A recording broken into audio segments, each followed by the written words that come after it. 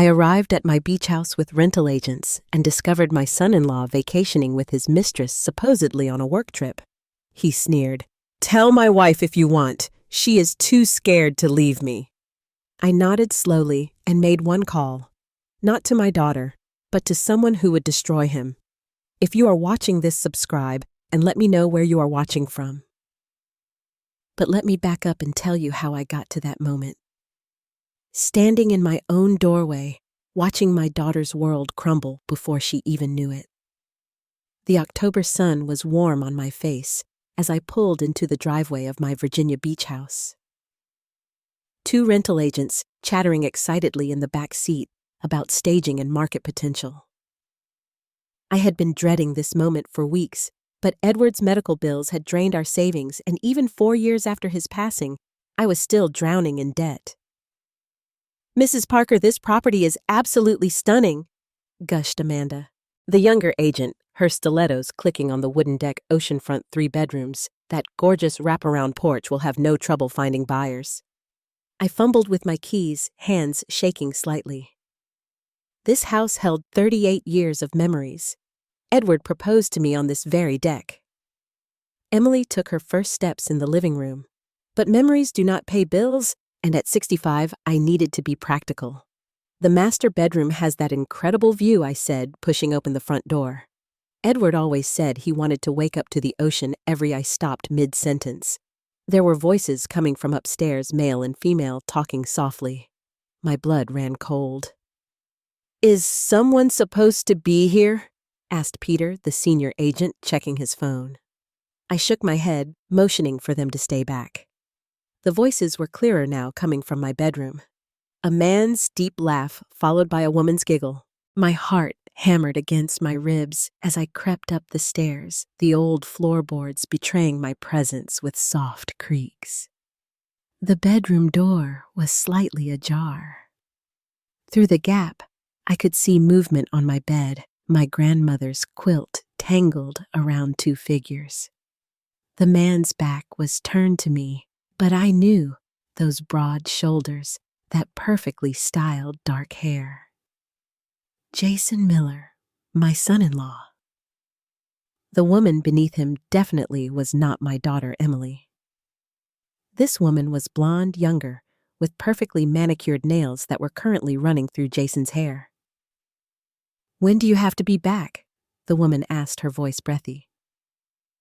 "Not until Sunday night," Jason replied, pressing kisses along her neck. I told Emily I had that investors conference in Charlotte. She never questions my business trips. My vision blurred with rage. Emily was home in Savannah, probably making Jason's favorite dinner for when he returned, while he was here desecrating my marriage bed with his mistress.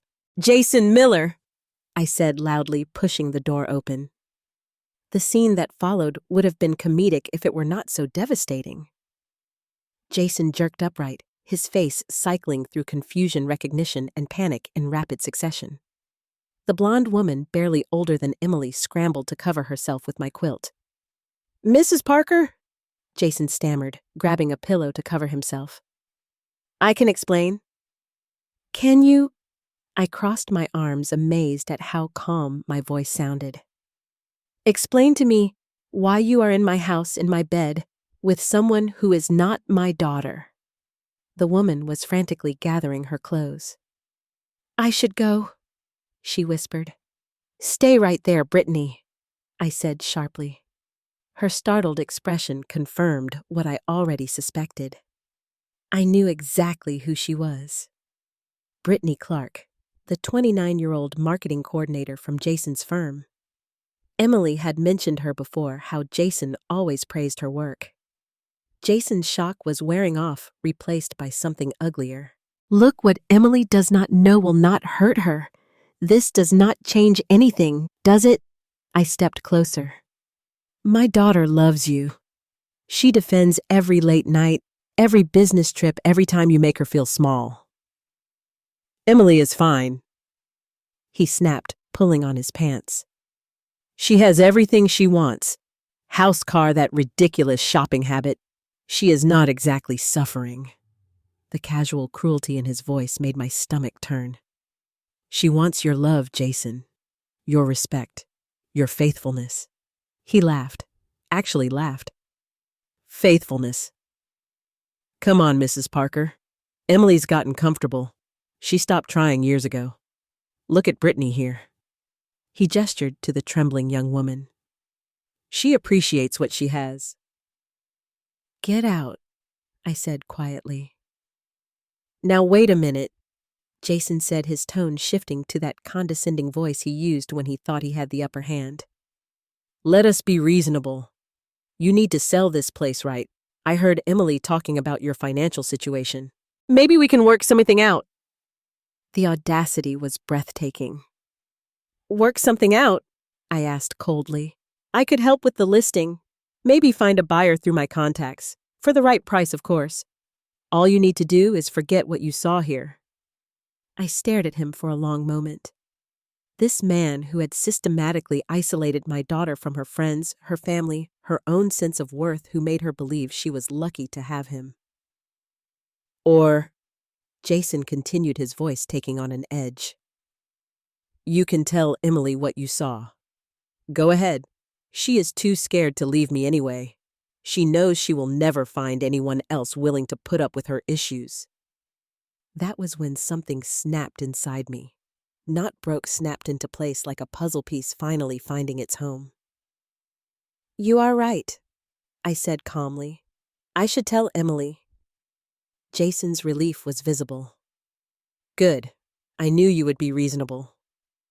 I pulled out my phone, but instead of calling Emily, I scrolled to a different number. One I had not used in over 2 years. Wait, Jason said, unease creeping into his voice. Who are you calling? I smiled as the call connected. Hello, Mark. It is Linda Parker. Remember how you said to call if I ever needed anything? I paused, watching Jason's face drain of color. Well, I think it is time we had that conversation about Jason Miller. Jason's arrogance evaporated like morning mist. Who the hell is Mark? I continued my phone conversation, never breaking eye contact with my son-in-law. Yes, the same Jason Miller we discussed before. It seems my suspicions were correct. I paused, listening. Wonderful.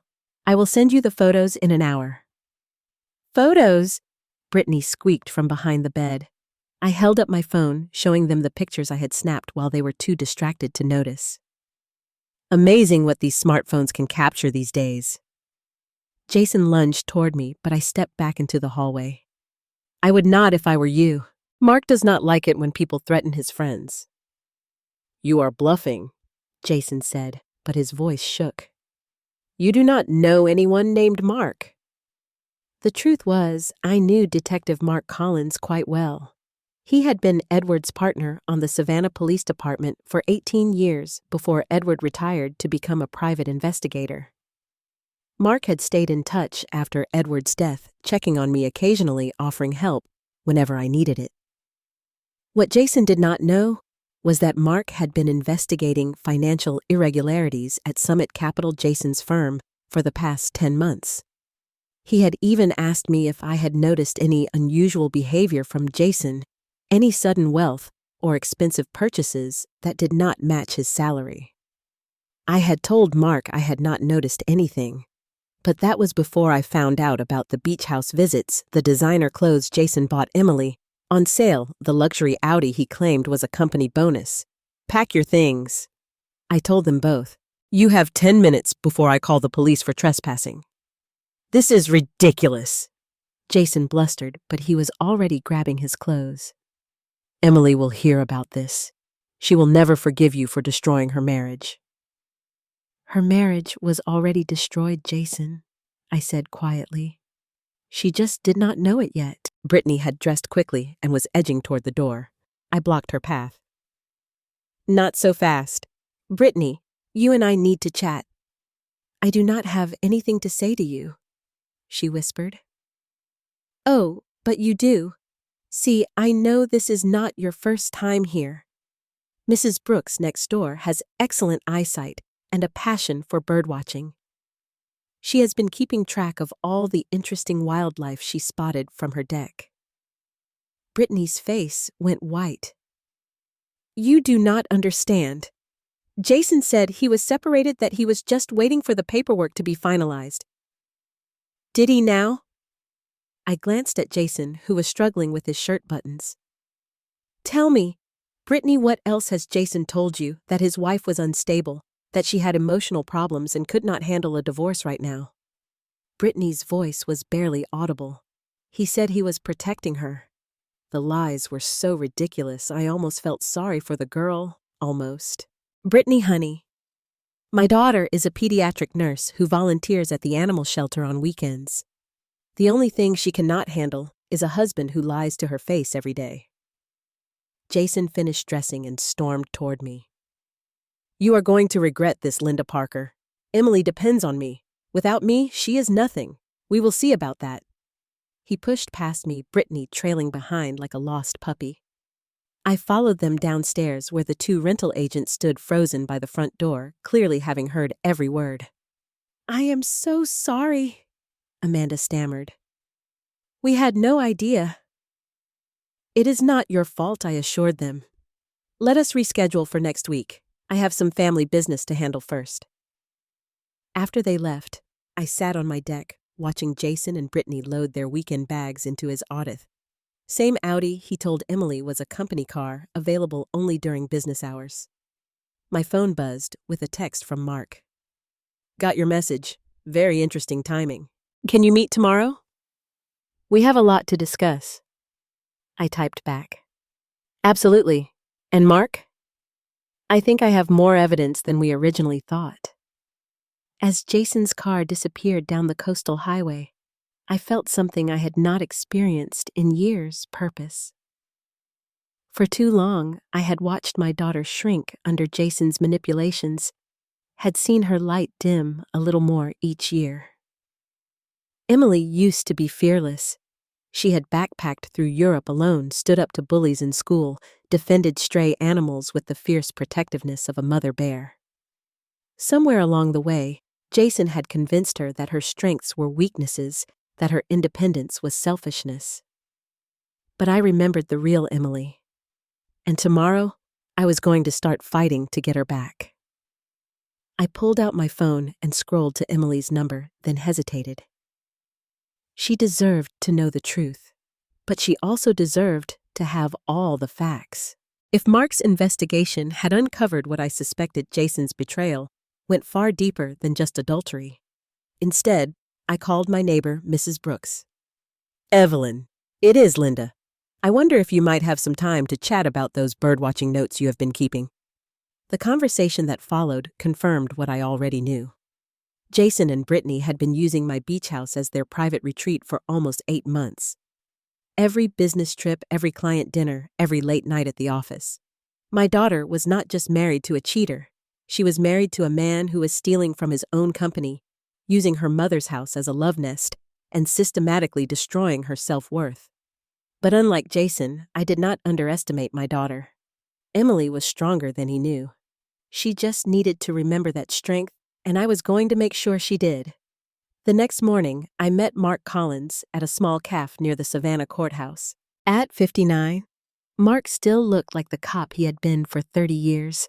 Alert gray eyes, weathered hands, and an easy smile that made people want to confess their secrets. Linda, he said, standing to hug me. You look good. How are you holding up? Better now, I said, settling into the booth across from him. Tell me about this investigation. Mark glanced around the cafe, then leaned forward. Summit Capital has been under surveillance for 10 months. We have evidence of a sophisticated embezzlement scheme involving multiple employees. My coffee cup trembled in my hands. And Jason? He is not just involved, is he? Linda, we think he is running it. The words hit me like a physical blow. Running it. The scheme worked by creating false client accounts, making legitimate investments, then skimming the profits before they were reported. The clients never knew because their statements showed the expected returns. I thought about Emily's new car, their renovated kitchen, the expensive clothes Jason bought her. How much money are we talking about? Close to $2.5 million over 4 years. My stomach dropped. $2.5 million? The beauty of the scheme is that it looks legitimate on the surface. Mark continued. Jason has been very careful, but he got greedy. Started living too lavishly. New car, expensive vacations, that renovation on their house. Emily thinks he got promoted, I whispered. He did get promoted, but his salary does not come close to covering their lifestyle. Mark pulled out a manila folder. These are financial records we have been able to trace. Credit card statements, bank transfers, property purchases. I flipped through the documents, recognizing locations and dates. The weekend in Sonoma, $9 to $500. Emily's diamond necklace, $18 to $1,000. The company bonus that paid for their kitchen renovation, $55,000. All of it stolen. Mark, Emily does not know any of this. We figured as much. Your daughter has a spotless record, and her financial activity shows someone who lives within her means. The expensive purchases all traced back to Jason's accounts. What happens when you arrest him? I asked. Mark's expression grew grim. That is where it gets complicated. We need more evidence to make the charges stick. Jason has been careful to cover his tracks, and we suspect he is preparing to disappear. Disappear, new identity offshore accounts. We have seen it before. These white-collar criminals often have exit strategies. I thought about Brittany, about Jason's casual cruelty toward Emily, and how he would leave my daughter holding the bag. Probably, Mark said. Her name is on some of the property purchases' joint bank accounts. Even if she is innocent, she could face charges. The rage that had been simmering since yesterday erupted into white-hot fury. Jason was not just betraying Emily emotionally. He was setting her up to take the fall for his crimes. What do you need from me? I asked. Access to Jason. We need him to make a mistake, get careless. Right now, he is being too cautious. I smiled, remembering the arrogance in Jason's voice yesterday. I think I can help with that. Linda, this is not a game, Mark warned. If Jason suspects you are working with us, he will not. I interrupted. Trust me, Mark. I know exactly which buttons to push. That afternoon, I drove to Emily's house, my heart breaking as I pulled into their perfectly manicured driveway. The house looked like a magazine coverall, clean lines, and expensive landscaping that screamed success. Success built on lies and stolen money. Emily answered the door in scrubs, her blonde hair pulled back in a messy bun. She looked tired, older than her 33 years. Mom, what a surprise. Come in, come in. She hugged me, and I caught a whiff of that familiar scent, the lavender lotion she had used since college. I was in the neighborhood, I lied smoothly. Thought I would stop by and see how you're doing. I am good. Tired. Work has been crazy, and Jason's been traveling so much lately. She led me into their living room, gesturing to the new furniture. Do you like the sofa? Jason surprised me with it last week.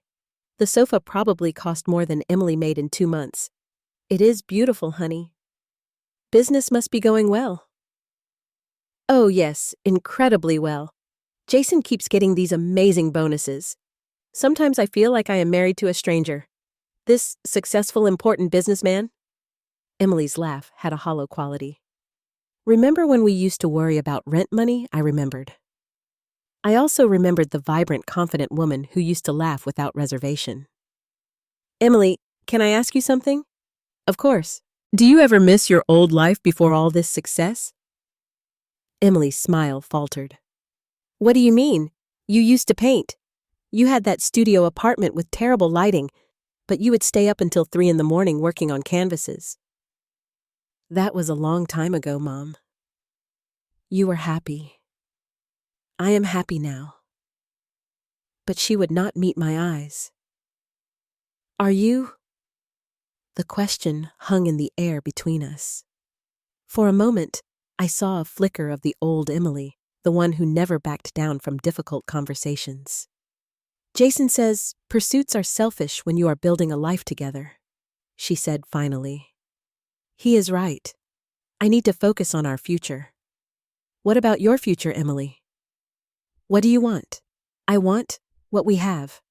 Security, stability, a nice home. Her voice sounded rehearsed, like she had practiced these words in the mirror. And what does Jason want? Emily's expression shifted, became guarded. Why are you asking me this? Because I love you, and I see how you have changed.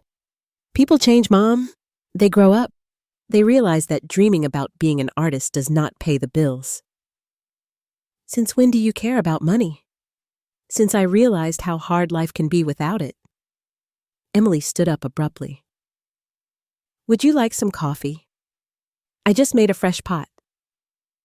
I followed her into the kitchen, noting the high-end appliances, the granite countertops, the wine fridge that probably cost more than my car. Emily, if something happened, if everything fell apart, would you be okay? She froze, coffee pot in hand. What do you mean? I mean, are you prepared to take care of yourself? Do you have your own savings, your own plans? Mom, you are scaring me. Is something wrong? Are you sick? I am fine, sweetheart. I just worry about you depending on someone else so completely. Emily set down the coffee pot and turned to face me. Jason takes care of me. He makes sure I have everything I need. But what do you need? Emily really need? For a moment, her carefully constructed composure cracked. I saw confusion, fear, and something else, a deep, aching loneliness. I need to not worry about money, she whispered. I need to feel safe. I need to know that someone wants to be with me. Oh, honey. I reached for her, but she stepped back. Do not. Please, do not look at me like that. Like what? Like you pity me. I do not pity you. I am proud of you. You are smart, talented, compassionate. You could do anything. Be anything. I am something. I am Jason's wife. The words felt like a slap. This confident, independent woman had been reduced to an appendage, a reflection of someone else's success.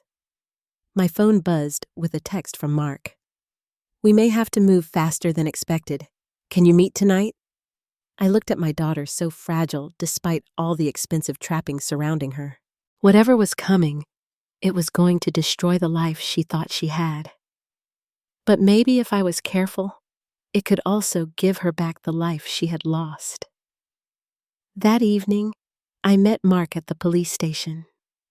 The fluorescent lights cast harsh shadows across Mark's face as he spread files across his desk. We intercepted communications between Jason and an offshore banking contact, he said without preamble. He is planning to transfer the remaining funds and disappear within the next 10 days. 10 days. My heart raced. What about Emily? That is what we need to discuss.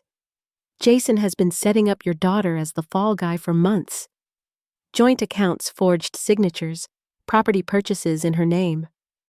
Mark showed me documents that made my blood run cold. Emily's signature on investment papers she had never seen. Her name on bank accounts she did not know existed. Credit cards opened in her name to fund Jason's lifestyle.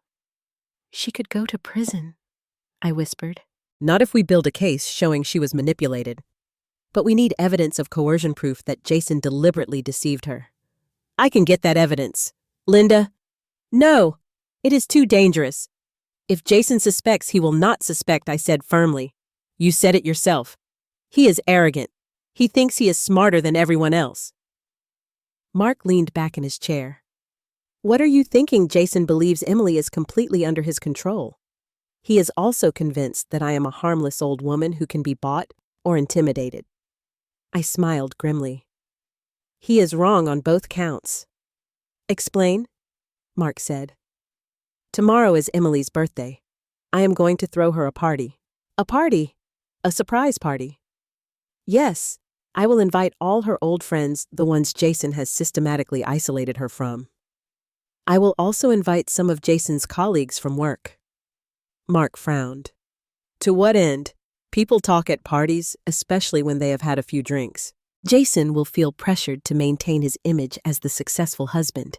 He will brag, make boasts, maybe let something slip. That is a lot of May, Mark said cautiously. There is more. I continued. I am going to tell Jason that I have been having financial troubles, that I need to sell the beach house quickly. I will ask for his help finding a buyer, and Jason cannot resist an opportunity to exploit someone. He will try to manipulate the sale, probably offer to buy it himself at below market value. When he does, he will have to explain where he is getting the money. Mark considered this. It could work, but you would be wearing a wire. Fine.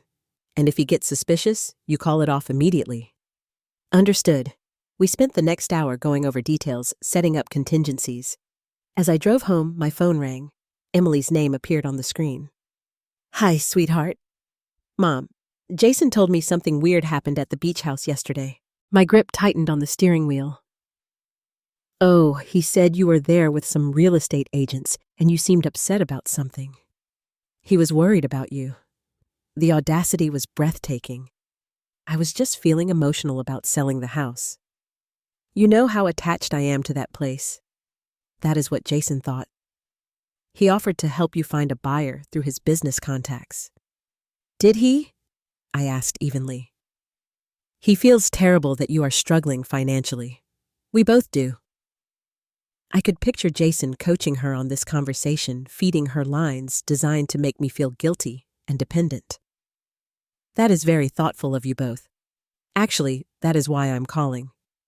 Jason suggested we take you out for dinner tomorrow night to talk about the house sale and just spend time together. Tomorrow is your birthday, Emily. Oh, right. I forgot. The fact that she had forgotten her own birthday told me everything I needed to know about her mental state. Well then, we should definitely celebrate. Why do you not both come to my house instead? I will cook. Are you sure Jason has been so busy lately? I insist. It has been too long since we had a proper family dinner. After we hung up, I sat in my driveway for a long moment. Tomorrow night, I would begin the process of destroying my daughter's marriage and probably her sense of reality. But I would also begin the process of saving her life. The next afternoon, I spent hours preparing Emily's favorite meal pot roast with vegetables, homemade rolls, and the chocolate cake I had made for every one of her birthdays since she was 5. At 6 o'clock, they arrived. Emily looked beautiful in a blue dress I had never seen before, another one of Jason's expensive gifts. Jason wore a tailored suit that probably cost more than most people's monthly salary. Mom, this smells incredible, Emily said, hugging me. You did not have to go to all this trouble. It is no trouble. It is your birthday. Jason surveyed my modest dining room with barely concealed condescension. Nice place, Linda. Very cozy. Thank you. It is not much, but it is home. During dinner, I watched Jason perform his role as the devoted husband. He complimented Emily's appearance, asked about her work, made jokes that were not quite funny. Emily responded with practiced smiles and grateful looks. It was like watching a play where both actors had forgotten they were performing. So, Linda, Jason said, as I served cake, Emily mentioned you are having some financial difficulties. I would not say difficulties, more like adjustments. Edward's medical bills, you know? Of course, that must be stressful. It is especially since I need to sell the beach house quickly. I was hoping to get market value, but the agents say it could take months. Jason's eyes sharpened with interest. What do you consider market value? Well, the comparable properties are selling for around $480,000, but I would take $420,000 for a quick sale. That is a significant loss. I do not have much choice. The mortgage payments are becoming difficult to manage. Jason exchanged a look with Emily. You know, he said slowly, I might be able to help. I have contacts in real estate investment, people who buy properties quickly for cash. That sounds wonderful. What kind of timeline are we talking about? I could make some calls this week. These investors typically move fast when they see the right opportunity. And what would they consider the right opportunity? Jason leaned forward, his businessman persona fully activated. Properties that can be acquired below market value and flipped quickly. Your beach house would be perfect for that kind of investment. How much below market value? Well, for a cash sale with quick closing, they would probably offer around $270,000. Emily looked surprised. Jason, that seems low. Mom, would that not be a huge loss? Sometimes you have to cut your losses, honey, Jason said smoothly. The market is uncertain right now. A bird in the hand, you know. I nodded thoughtfully. You are probably right. $270,000 would solve my immediate problems. I could connect you with the right people, Jason continued. For a small finder's fee, of course, maybe 5% of the sale price. There it was. Jason could not resist trying to profit from my desperation. That seems very reasonable, I said evenly. When could we move forward? I will make some calls tomorrow. These investors prefer to move quickly, so you would need to be prepared to close within a week or two. That fast? Cash buyers do not need mortgage approvals or inspections. They buy properties as is. Emily frowned. Mom, are you sure about this? Maybe you should get a second opinion. Your mother knows what is best for her situation, Jason said firmly. Sometimes, older people need to make practical decisions rather than emotional ones.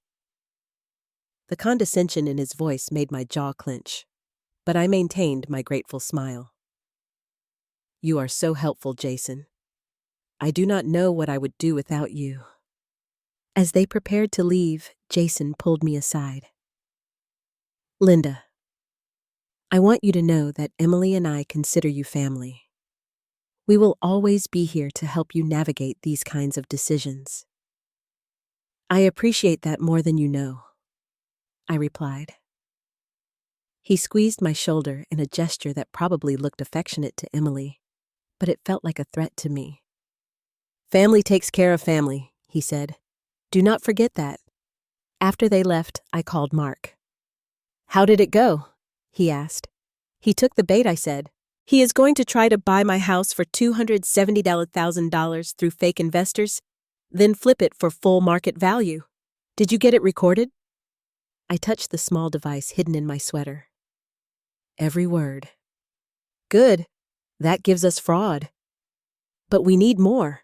We need to catch him in the act of transferring the stolen money. Do not worry, I said, glancing at the birthday cake Emily had barely touched. I am just getting started. Tomorrow, phase 2 would begin. The next morning, I called Jason's office and asked to speak with him privately. Mrs. Parker. His voice was smooth as silk. How can I help you? I have been thinking about our conversation last night about the house sale. Of course. I have already reached out to some contacts. Very promising responses. That is wonderful, I said. But I was wondering, could we meet today? I have some questions about the process, and I would prefer to discuss them in person. Absolutely. Why do you not come to my office around 2 o'clock? Summit Capital occupied the top 3 floors of a gleaming downtown Savannah building. The lobby screamed success: marble floors, crystal chandeliers, and abstract art that probably cost more than most people's cars. Jason met me at the elevator, all smiles and charm. Linda, welcome to my little corner of the financial world. His office was exactly what I had expected: floor-to-ceiling windows, expensive furniture, and photographs of Jason with various wealthy-looking people. A shrine to his own supposed importance. Please sit, he said, gesturing to a leather chair across from his desk. Can I get you coffee? Water coffee would be lovely. As Jason buzzed his assistant, I noted the expensive watch on his wrist, the custom-tailored suit, the Italian leather shoes, all purchased with stolen money. So he said, settling behind his desk, "What questions can I answer about the house sale?" Well, I was wondering about the timeline. You mentioned these investors move quickly. Very quickly. In fact, I heard back from one of them this morning. He is very interested. That is exciting. What did he say? Jason pulled out a file folder props for his performance. He is prepared to offer $260,000 for a cash purchase closing within 10 days. $260,000. Yesterday, you mentioned $270,000. These investors are negotiators, Linda. They start low and work their way up. But $260,000 is still an excellent offer for a quick sale.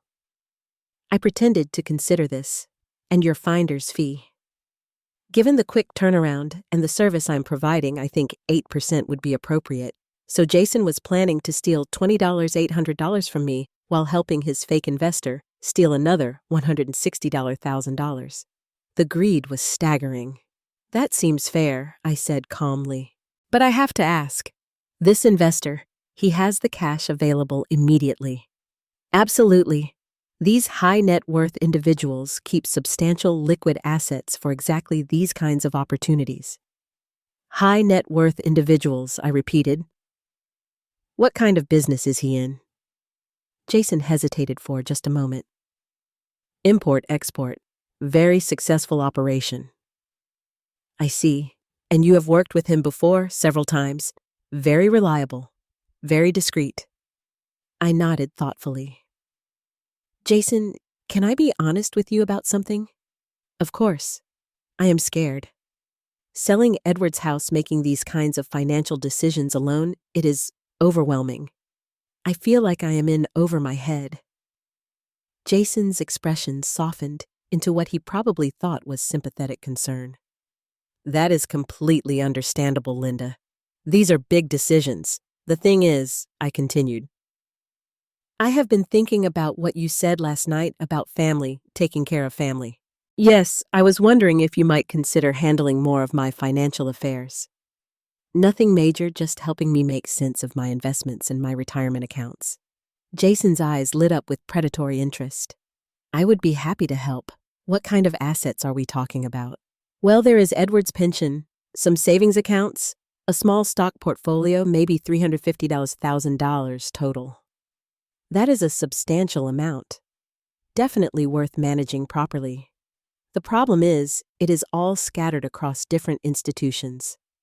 I have been thinking I should consolidate everything, make it easier to manage. That is excellent thinking. I could help you move everything into more efficient investment vehicles. You mean like the ones you manage here at Summit Capital, exactly. We specialize in maximizing returns for our clients. I leaned forward conspiratorially.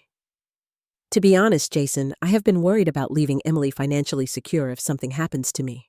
With the house sale and the proper investment of my other assets, I could potentially leave her quite a substantial inheritance.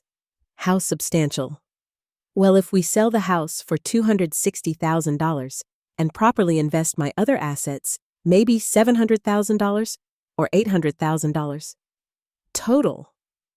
Jason was practically salivating.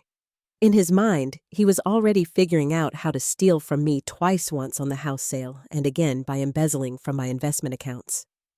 That would certainly provide Emily with security, he said carefully. The thing is, I continued, I would want you to be the executor of my estate, someone I trust to make sure Emily is taken care of. I would be honored, and of course, as executor, I would receive a fee for my services. What would be appropriate for managing that size estate? Well, executor fees are typically 3 to 4% of the total estate value. So Jason was now planning to steal money from my inheritance too. That seems very reasonable. Should we start the paperwork? Absolutely. I can have my assistant draw up some preliminary documents this afternoon. I stood up to leave, then paused, as if remembering something. Oh, Jason, there is one other thing. Yes, I have been having some issues with my current financial advisor.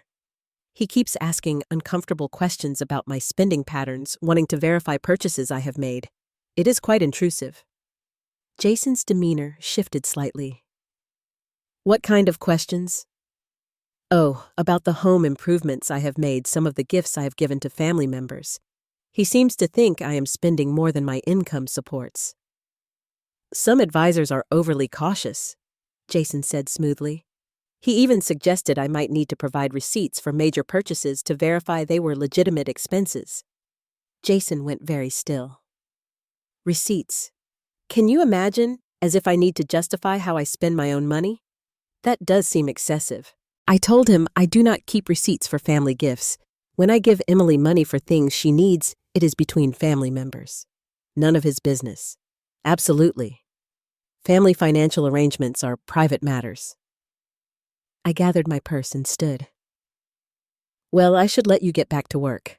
When can we move forward with the house sale? I will contact the investor today. We could probably have contracts drawn up by tomorrow.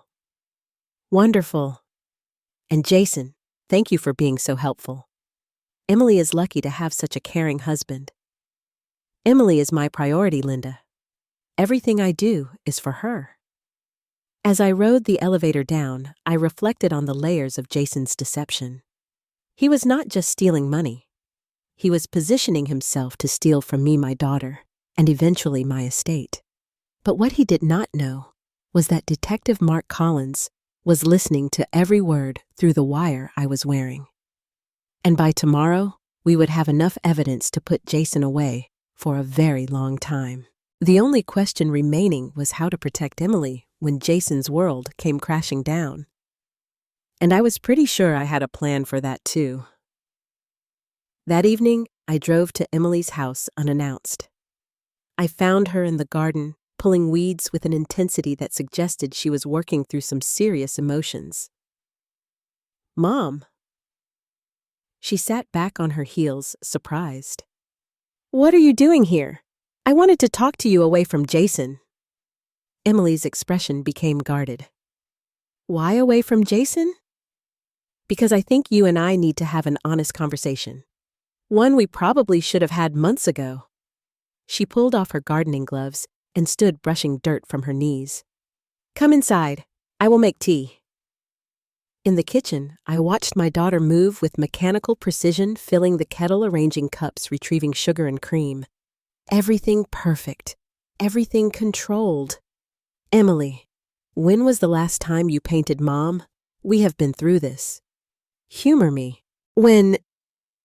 She paused, teacup halfway to her lips.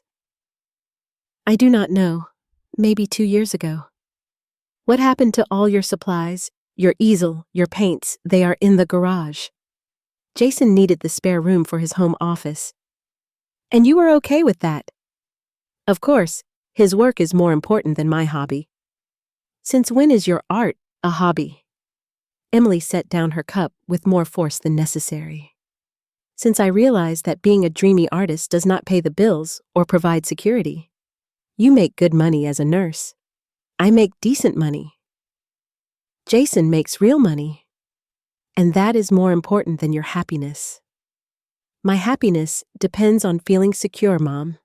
On knowing I am taken care of. I studied my daughter's face, noting the tight lines around her eyes, the way she held her shoulders as if bracing for impact. Emily, do you remember what you used to say about money when you were in college? That was different. I was young and naive. You used to say that money was just a tool, that the goal was to have enough to do what you loved, not to accumulate wealth for its own sake. People change their priorities, or people get convinced to change their priorities. Emily's jaw tightened. If you are implying that Jason somehow brainwashed me, I am saying that the Emily I raised would not sacrifice her dreams for anyone. I did not sacrifice anything. I made mature choices. Did you? Or did someone make you believe that your dreams were selfish and impractical? We sat in silence for a moment. Outside, I could hear Jason's car pulling into the driveway. Emily, I need to ask you something, and I need you to be completely honest with me. Okay? Are you happy? Really, truly happy? Emily's composure cracked slightly. What kind of question is that? The kind that requires an honest answer. I am content. I have a good life. That is not what I asked. Jason's key turned in the front door. I asked if you are happy. Happiness is overrated, Emily said quickly. Security matters more. Jason appeared in the kitchen doorway, his smile faltering when he saw me.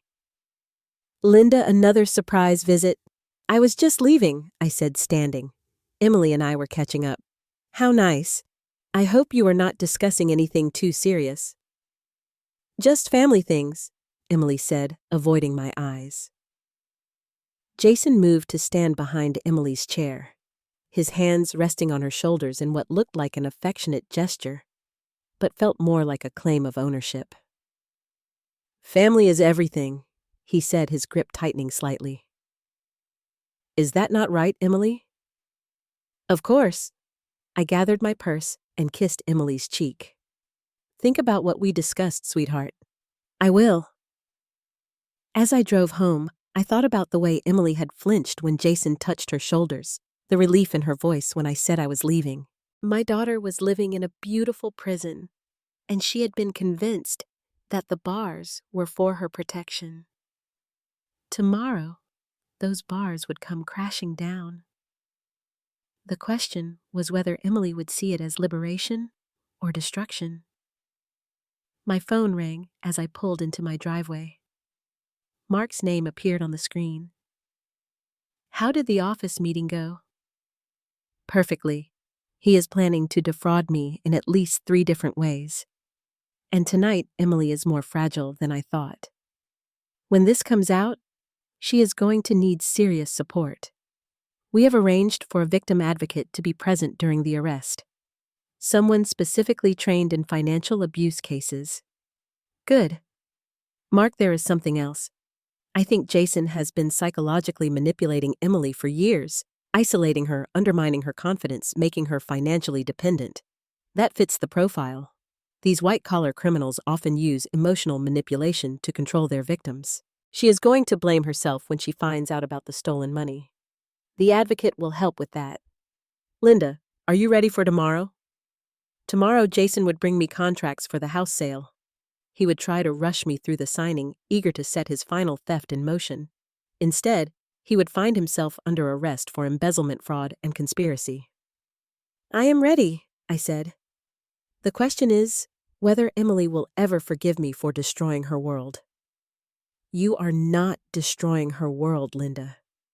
You are saving her from a lie." As I hung up the phone, I looked at the photo on my mantle, Emily at her college graduation, paint-stained and radiant, holding up a canvas she had completed the night before. She had painted a sunrise over the ocean, all golden light and infinite possibility. Tomorrow, I was going to help my daughter find her way back to that light, even if she hated me for it. The next morning arrived with the kind of crisp October air that made everything feel possible. I dressed carefully in my best navy suit, the one Edward always said made me look distinguished, and positioned the recording device Mark had given me. At exactly 9:30 a.m., Jason knocked on my door, briefcase in hand, and that practiced smile plastered across his face. "Linda, you look wonderful this morning." "Thank you, Jason. Come in, come in." He settled into my living room like he owned the place, spreading contracts across my coffee table with theatrical efficiency. "I have excellent news," he announced. "My investor friend was so impressed with the property photos that he is prepared to move forward immediately." I leaned forward with what I hoped looked like eager anticipation. "How immediately? We could close tomorrow if you are ready to sign today." "Tomorrow? That seems awfully fast. Cash buyers do not mess around, Linda. When they want something, they move quickly." Jason pulled out an official-looking document. "This is the purchase agreement. $260,000, cash as is condition. No inspections, no contingencies." I pretended to study the contract while noting the details Mark would want to hear. The buyer was listed as Seaside Holdings, LLC, undoubtedly a shell company Jason had created for this purpose. "And your fee, 9%, as discussed, $27,000. I picked up my pen, then hesitated. "Jason, I have to ask. This buyer, he is legitimate. I am not going to have any legal problems. Absolutely legitimate. I have done business with him many times. And the money, it is not. I mean, it is legal money. Jason's smile tightened almost imperceptibly. Linda, what kind of question is that? I am sorry. It is just that Edward always warned me about deals that seem too good to be true. This is not too good to be true. It is a fair market transaction. I nodded and signed the first page, then paused at the second. What is this about a cashier's check being held in escrow standard procedure? The money gets deposited with a neutral third party until closing. And who is this third party? Summit Capital has an escrow account for exactly these kinds of transactions. Of course they did. Jason was planning to route the stolen money through his own company's accounts to make it look legitimate. That is convenient, I said, signing the second page. We aim to make things easy for our clients. As I reached for the final page, my doorbell rang. Jason frowned. Are you expecting someone? I do not think so. I went to the window and felt my heart skip. Detective Mark Collins was standing on my porch, along with 2 other men in suits. Oh my, that is Detective Collins, Edward's old partner. Jason went rigid. Detective, he stops by occasionally to check on me. Edward asked him to keep an eye out. I opened the door with a bright smile. Mark, what a lovely surprise. Good morning, Linda. I hope I am not interrupting anything important. Not at all. Come in, come in. Jason Miller is here, Emily's husband. We are just finishing up some paperwork.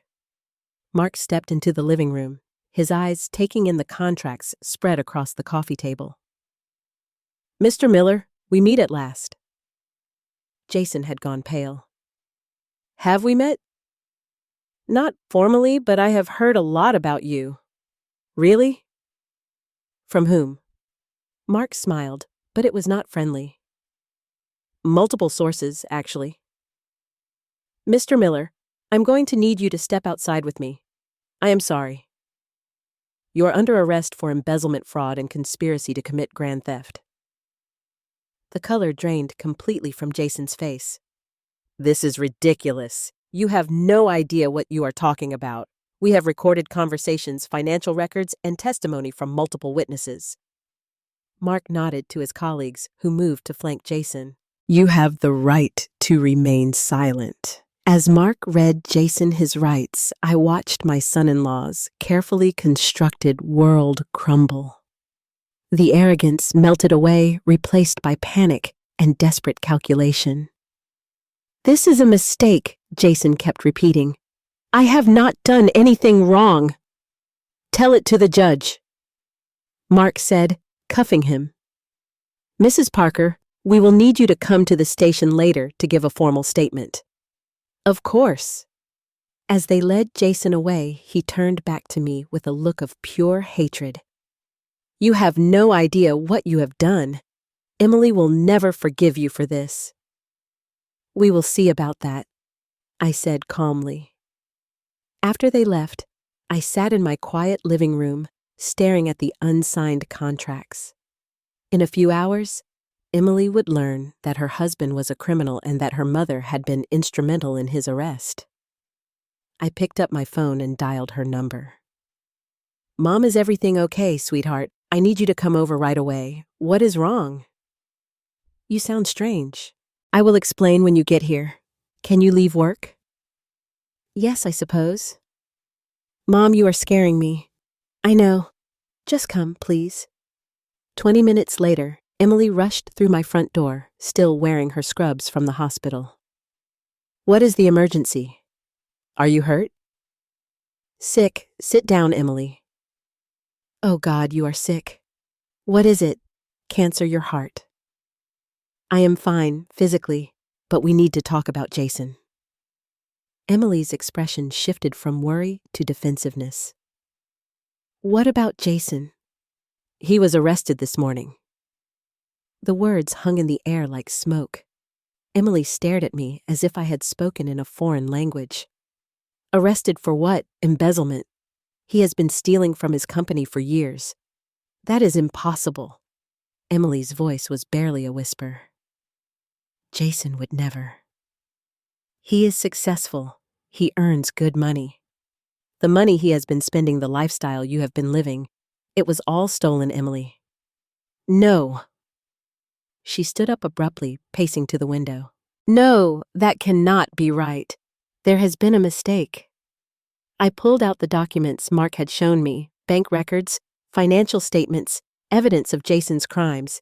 It is all here, sweetheart. $2.5 million stolen over 4 years. Emily's knees buckled.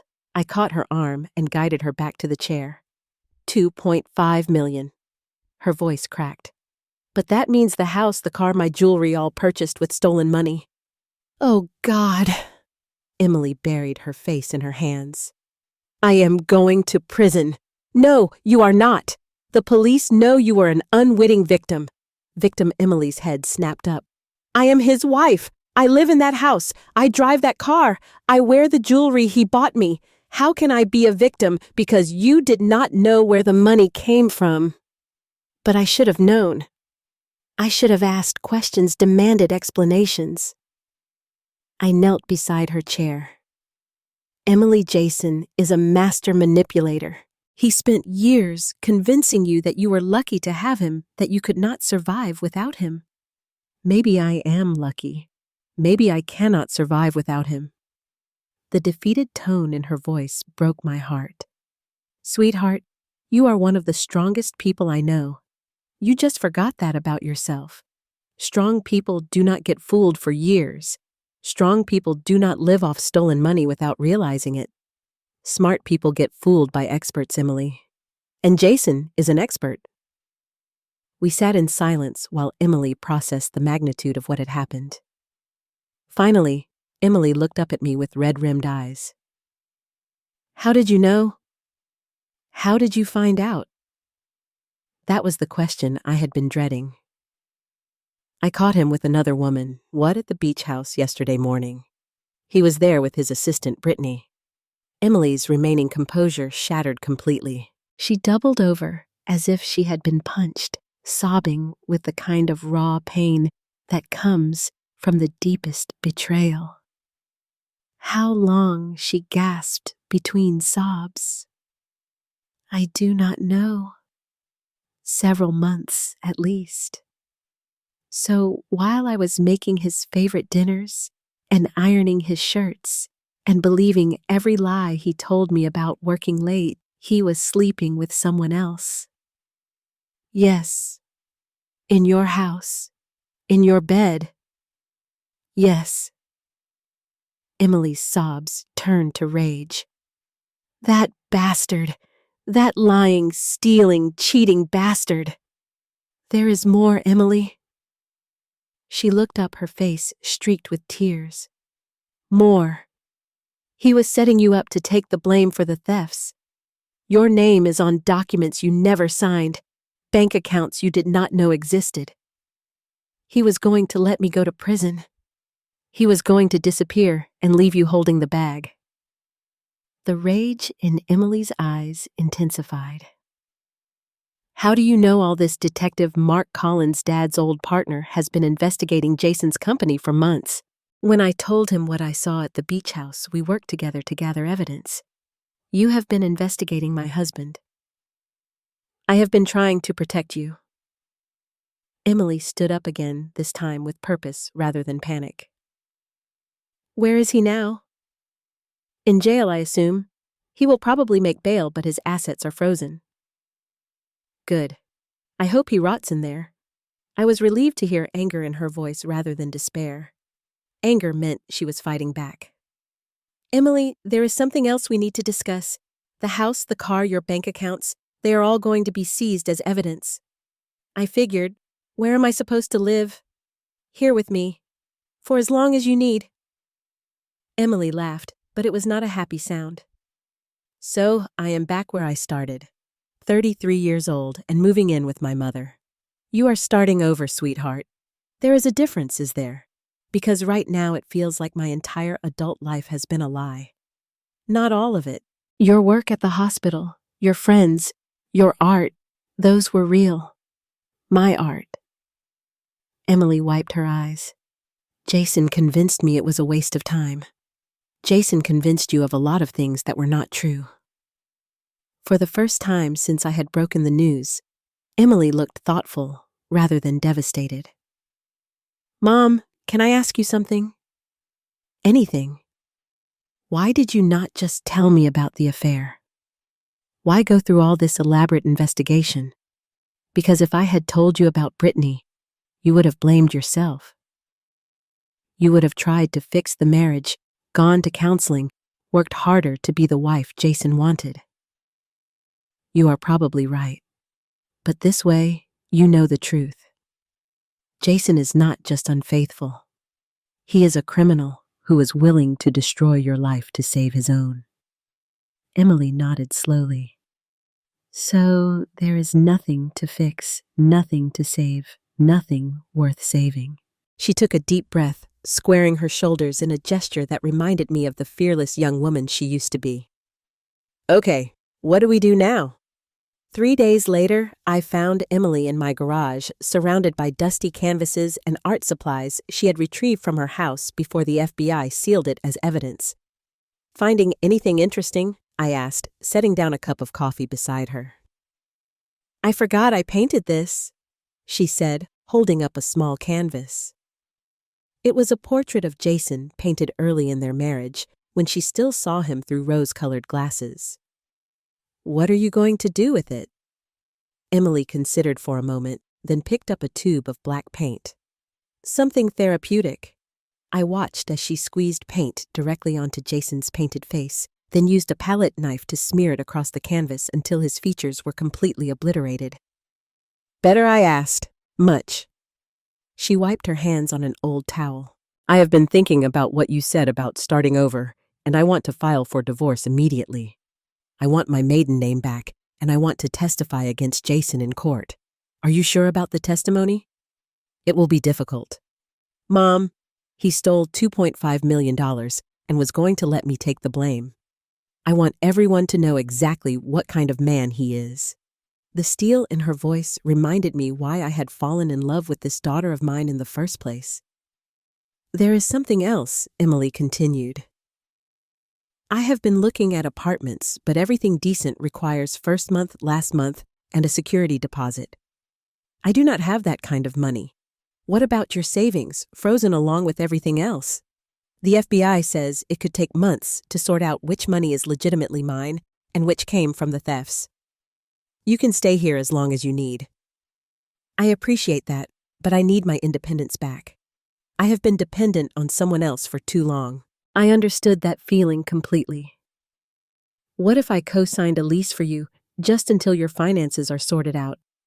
"I cannot ask you to do that. You are not asking. I am offering." Emily hugged me, and for the first time in years, it felt like hugging my real daughter instead of the diminished version Jason had created.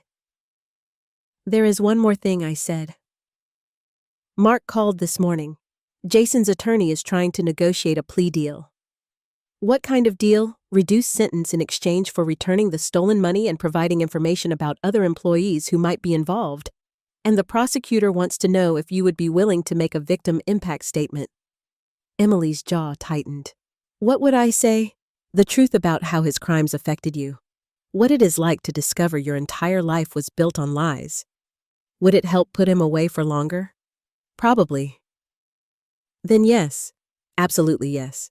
That afternoon, we drove to downtown Savannah to meet with the prosecutor. Emily had dressed carefully in a simple blue suit that made her look professional and credible.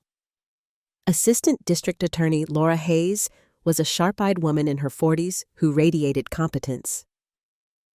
"Mrs. Miller, thank you for coming in. I know this is difficult." "It is Miss Bennett now," Emily corrected. "I filed to have my maiden name restored." "Of course, Ms. Bennett. Can you walk me through your husband's behavior over the past few years, specifically any attempts to control your finances or limit your independence?" Emily took a deep breath and began to speak. She told Laura about the gradual isolation from friends, the way Jason had convinced her to quit activities. She enjoyed his insistence on managing all their financial affairs. "He told me I was bad with money," Emily said. "That I was too trusting, too naive to handle important decisions." Did you believe him? Eventually, yes. He was so confident, so successful. I started to think he was right about me. What about your career? Did he support your work as a nurse? He tolerated it. But he often made comments about how I should focus on our home instead of other people's problems. As Emily spoke, I watched her posture change. She sat straighter. Her voice grew stronger. And the defeated woman who had sat in my living room 3 days ago was replaced by someone who was fighting back. Ms. Bennett. Laura said finally, if you are willing to testify at trial, your testimony could be crucial in securing a conviction. I am willing. It will not be easy. The defense will try to portray you as someone who knew about the thefts and chose to ignore them. Let them try. I have nothing to hide. After we left the prosecutor's office, Emily and I walked along the Savannah waterfront. The late afternoon sun painted everything golden, and for the first time in weeks, I felt hopeful. Mom, can I ask you something? Of course. How did you know I was strong enough to handle all this? I stopped walking and turned to face her. Because you are my daughter, and because I remember who you were before Jason convinced you to be someone smaller. I do not feel strong. I feel angry and humiliated and scared. Anger can be strength if you channel it properly, and being scared just means you are smart enough to understand the stakes. Emily nodded, looking out over the harbor where sailboats bobbed in the gentle waves. I want to start painting again, she said suddenly. That is wonderful. Real painting, not just therapy sessions in the garage. I want to take classes, maybe even try to sell some work. What would you paint? Emily smiled, the first genuine smile I had seen from her in years. Freedom. I want to paint what freedom looks like. The trial began on a crisp Monday morning in November. I sat in the front row of the courtroom, watching Emily take the witness stand with quiet dignity. She had chosen to wear a simple gray dress that made her look both vulnerable and strong. Jason sat at the defense table, looking nothing like the confident businessman who had tried to swindle me out of my house. 4 weeks in jail had stripped away his polish, revealing the small, desperate man underneath. State your name for the record, the prosecutor requested. Emily Bennett. Ms. Bennett, you were married to the defendant for 8 years. Yes. During that time, were you aware that your husband was embezzling funds from his employer? Num. I had no knowledge of any illegal activity. The defense attorney, a sharp-dressed man who specialized in white-collar crime, stood for cross-examination. I held my breath, knowing this was when things would get ugly. Miss Bennett? Is it not true that you enjoyed an expensive lifestyle far beyond what your combined salaries could support? I believed my husband was successful at his job. But you never questioned the source of money for luxury vacations, expensive jewelry, a $70,000 kitchen renovation? Emily's voice remained steady. My husband told me these purchases came from bonuses and company profits. I trusted him. You trusted him so completely that you never looked at bank statements, never asked to see tax returns, never questioned why he insisted on handling all financial matters. My husband convinced me that I was bad with money, that financial planning was too complicated for me to understand. So you chose willful ignorance over responsibility. Emily's composure cracked slightly, and I saw a flash of the old fire in her eyes. I chose to trust my husband. That is not the same thing as willful ignorance. But surely a reasonable person would have. Objection, the prosecutor interrupted. Argumentative? Sustained. The defense attorney tried several more angles, but Emily held firm. Yes, she had enjoyed the lifestyle Jason provided. No, she had not questioned his explanations, but most importantly, she had no knowledge of the criminal activity funding their life. When Emily stepped down from the witness stand, I wanted to applaud. She had been everything I knew she could be: honest, strong, and unashamed of having trusted someone she loved. But the real drama came when Jason's business partner, Eric Barnes, took the stand.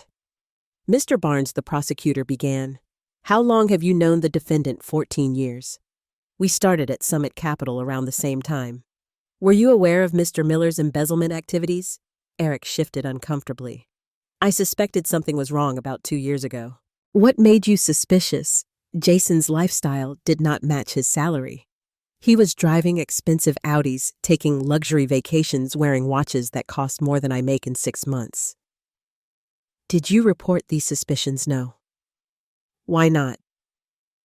Eric looked directly at Jason for the first time. "Because he offered to cut me in." A gasp went through the courtroom. This was news to everyone, including the prosecutor. "Mr. Barnes, are you saying you participated in the defendant's crimes?" "I am saying he tried to recruit me. He showed me how the scheme worked, promised I could make an extra $60,000 a year with minimal risk. And your response?" "I told him no. But I also did not report him." "Why not?" "Because I was scared." Jason made it clear that if anyone investigated him, he had contingency plans. The prosecutor leaned forward.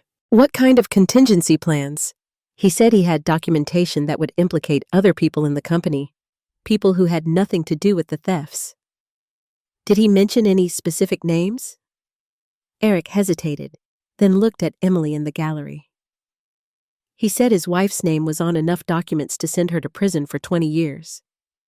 The courtroom erupted. Jason's attorney objected frantically, but the damage was done. Everyone now understood that Jason had not just stolen money, he had deliberately framed his wife as insurance against getting caught.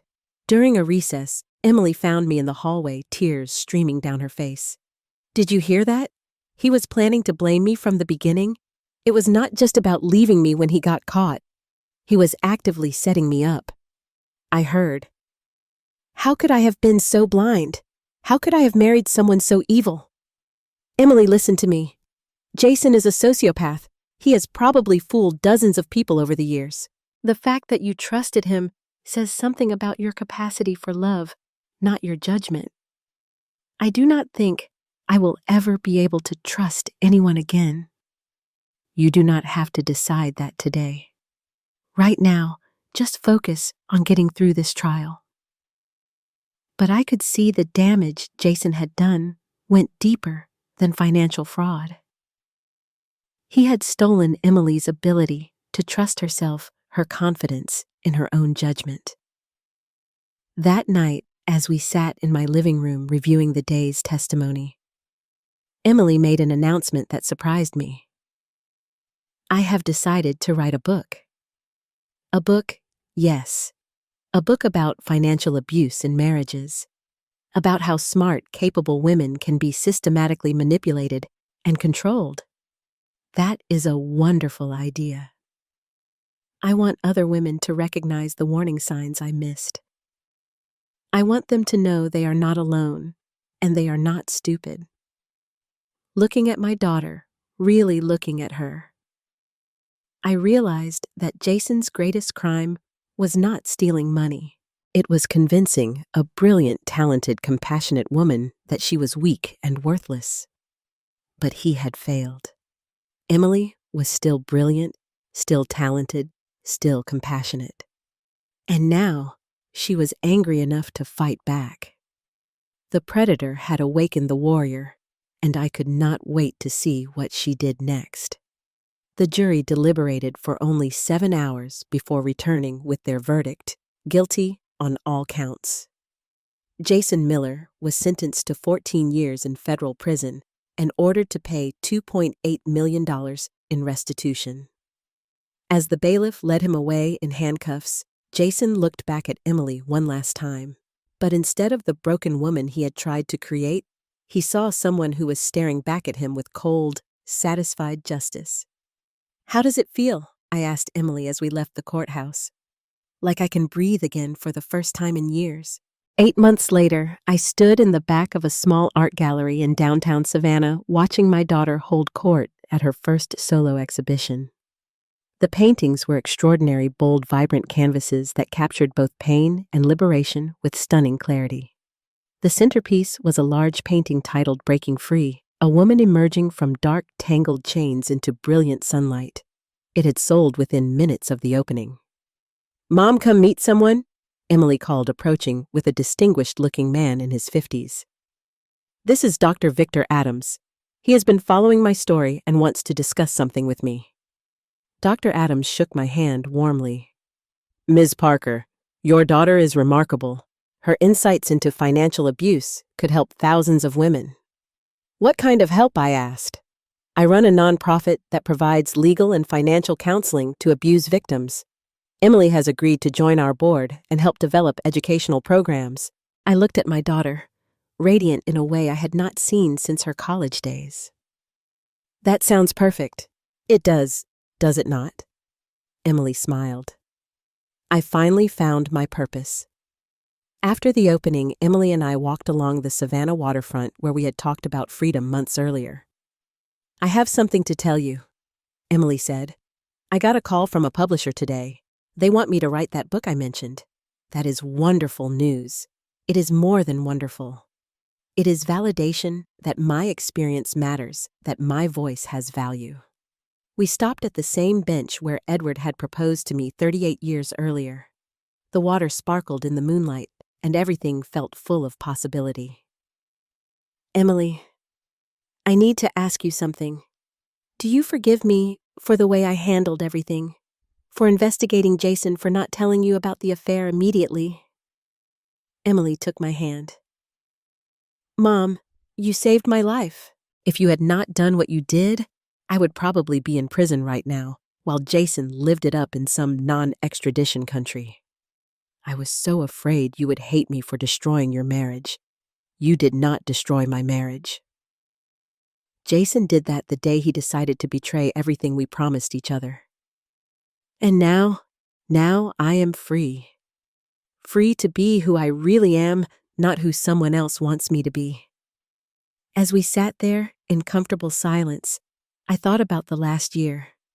I had started it as a widow, struggling with debt, watching my daughter disappear into someone else's idea of who she should be. I was ending it with my house paid off. The FBI had recovered my $260,000 from Jason's accounts. My daughter restored to her true self and a criminal in prison where he belonged. But the real victory was not the money or even the justice. It was watching Emily paint again, laugh again, dream again. It was seeing her remember that she was strong enough to face anything life threw at her. "You know what the best part is?" Emily said suddenly. "What Jason thought he was so smart, so superior. He thought he could manipulate everyone around him forever. And instead he was outsmarted by two women he considered weak and insignificant." I laughed. "I wonder if he has figured that out yet." "Oh, I am sure he has. 14 years in prison gives a person a lot of time to think about their mistakes." As we walked back toward the car, Emily stopped suddenly. "Mom, I just realized something. What I am happy. Actually, genuinely happy. I had forgotten what that felt like." "Good. You deserve happiness, sweetheart. So do you." "When was the last time you went on a date?" I laughed. "Emily Bennett, are you trying to set up your 65-year-old mother?" "Maybe. There is this doctor at the hospital, a widower about your age.